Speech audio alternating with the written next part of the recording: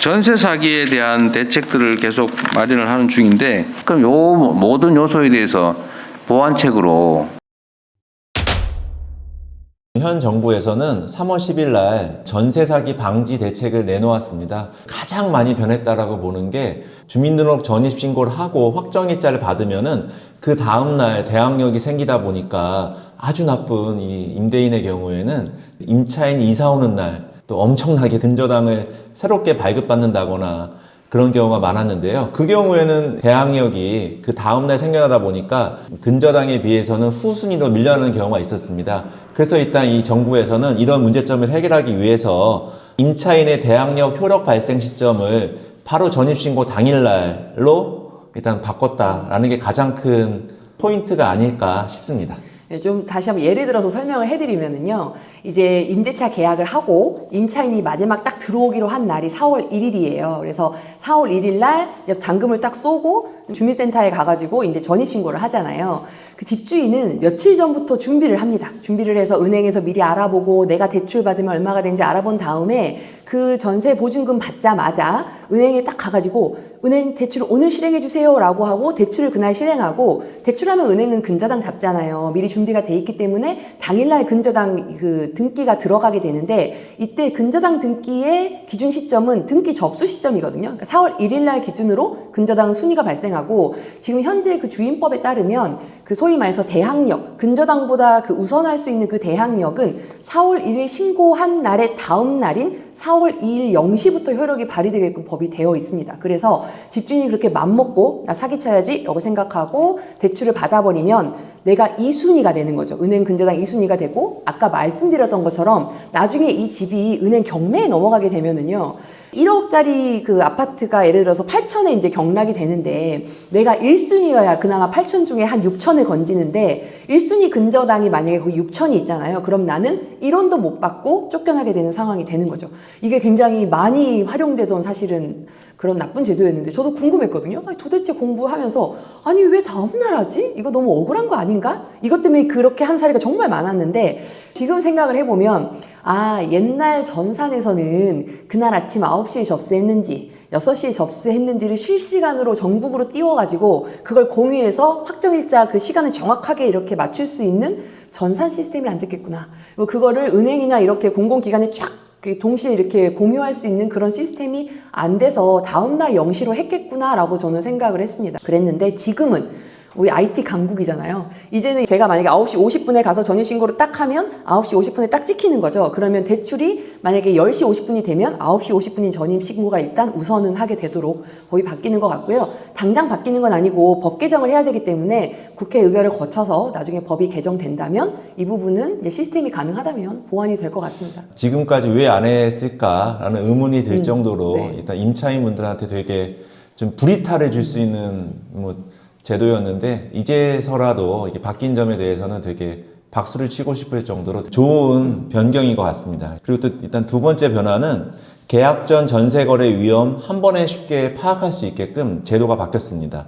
아까 말한 서로들 막 떼어 다니려면 여러 군데 다녀야 되는데, 이제는 주택도시보증공사에서 안심전세 앱을 통해서 등기라던가 확정일자, 전입세대, 그리고 골치 아팠던 집주인의 세금 체납과 신용정보까지 싹 한 번에 다 연계해서 보여준다고 하니 얼마나 편해졌는지 모르겠습니다. 네, 이것도 이제 지금 시행은 아니고 앞으로 시행인 것 같고요.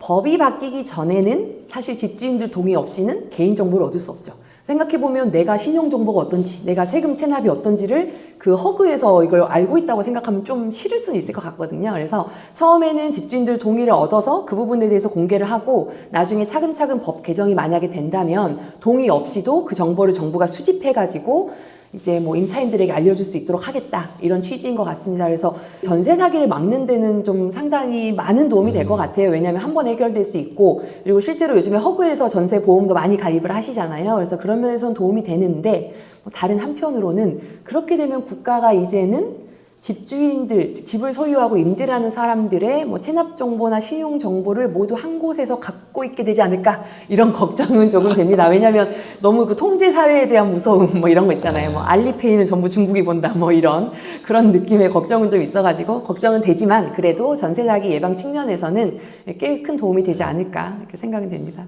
거기에 걸맞는 뭐 보안 네, 정책까지는 보안 당연히 정책이 해놓을 필요하겠죠. 테고. 뭐 개인 정보를 뭐 악용하면 안 된다. 뭐 이런 건 있겠지만. 또 마지막으로 한번 세 번째 변화 설명해 주시죠, 배 변호사님.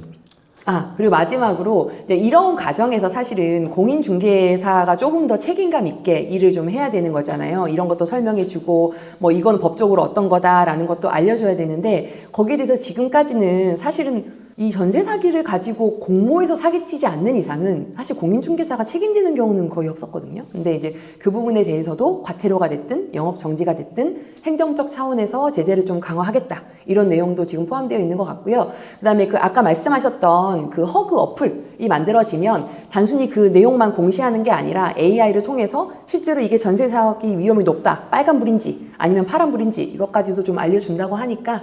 아무래도 이제 전세 사기 때문에 이렇게 우는 이런 그 너무 슬픈 사연들이 넘치는 이 상황은 좀 많이 진정될 수 있지 않을까 이렇게 생각이 됩니다. 그다음에 이 변화는 이 시대 흐름에 맞춰가지고 또 우리나라가 그만큼 IT 강국이기 때문에 여러모로 좀 임차인들을 위한 제도를 되게 선진적으로 도입하고 있는 게 아닌가라는 생각이 드네. 네. 그러긴 하지만 한 변호사님 만약에 집을 얻어야 된다면 월세를 얻으실 거예요? 전세를 얻으실 거예요? 선택은? 근데 요새 가면 갈수록 전세 물량이 줄어들기 때문에 저라면 반전세 정도를 얻어야 되지 않을까라는 생각이 듭니다, 솔직히. 네. 저도 사실 요즘 이런 일들을 많이 겪으면서 어쨌든 이런 제도가 보완된다고 하더라도 조금 불안하긴 하더라고요. 그래서 저보고도 선택을 한다면 저도 한 반전세 정도? 문제가 터지면 월세를 다 깔 때까지 쌓고 나올 수 있을 정도? 그 정도로 선택하지 않을까 싶은데 이런 것 때문에 어쨌든 전세라는 제도가 굉장히 좀 독특하고 뭐 우리나라하고 일본 정도밖에 없는 제도거든요. 이런 부분에 있어서 월세로 가는 트렌드로 좀 바뀌는 것도 어쨌든 영향이 있지 않을까라고 생각은 해보는데 그 점은 20년 전부터 얘기했는데 그죠? 아직까지 네. 변화하지 않는 걸로 봐서는 네. 전세는 우리나라만의 독특한 문화로 남아있지 않을까라는 생각도 드는데 전세 사기가 좀 더 횡행하면 횡행할수록 급격하게 있다는 우리 사회의 부동산 트렌드는 월세로 변경되지 않을까라는 생각이 드네. 네, 그리고 또 부동산 특유로 인한 메리트가 없어지면 더 빨리 전세보다는 월세로 좀 바뀌고 이렇게 될 수도 있을 것 같아요. 일단 여러분들 뭐 이 전세 사기라던가 이런 것들이 되게 오래전부터 있었지만은 이게 항상 문제됐다는 점을 염두에 두시고 아까 뭐 보이스피싱처럼 누구나 당할 수 있다는 점을 꼭 염두에 두셨으면 좋겠습니다. 그래서 이번 영상 보시고 전세 계약할 상황이 나면은 다른 거 다 잊어버리시더라도 꼭 5가지는 명심해 주시기를 간곡히 부탁드립니다. 네, 그리고 도움이 되셨다면 구독과 좋아요도 부탁드릴게요. 지금까지 한 변호사 배 변호사였습니다. 안녕.